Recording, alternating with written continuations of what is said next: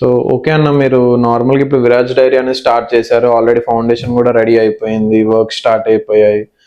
So ఎందుకు farmers తోనే work out చేద్దామనే ప్లాన్ లో ఉన్నారు? ఎందుకు మీరే ఓన్ గా క్యాటిల్ ఫీల్డ్ అవి సెటప్ చేయాలనుకోవట్లేదు? మనం చేసే బిజినెస్ వల్ల అందరూ బెనిఫిట్ అవ్వాలి.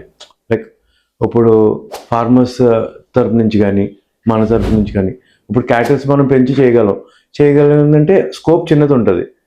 ఇప్పుడు ఫార్మర్స్ వాళ్ళు చేశారనుకోండి, మనం ఫార్మర్స్ని పెంచుకుంటూ వెళ్తే కనుక మన స్కోప్ ఆఫ్ బిజినెస్ పెరుగుతూ ఉంటుంది. కరెక్ట్. అలాగే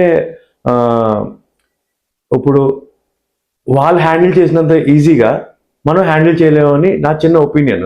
అది ఎంతవరకు కరెక్ట్ నాకు తెలియదు, కానీ మనం ఆపరేషన్స్ బాగా చేయగలం. రైట్. సో వాళ్ళని ఆపరేషన్స్ లో మనం పర్ఫెక్ట్ గా ఉంటాం. సో ఆ మిల్క్ ని తీసుకొచ్చి ప్రాసెసింగ్ కానీ అవన్నీ మనం చేయగలం. ఫార్మర్స్ క్యాటిల్స్ ని చాలా బాగా చూసుకోగలరు. కరెక్ట్. సో వాళ్ళు చేస్తే కనుక మనకి ఈజీ అయిపోద్ది task. And scope of business పెంచే స్కోప్ ఉంటుంది. ఇప్పుడు మనం 1,00,000 లీటర్లు అనుకుంటున్నాం, దాన్ని 5 lakhs లీటర్స్ తీసుకెళ్దాం అనుకుంటున్నాం, దానికి ఈజీగా ఉంటుంది. మనం ఎంతవరకు క్యాటిల్స్ని పెంచుతాం? ఇది అనుకో మనకి 5 lakhs కాదు, 100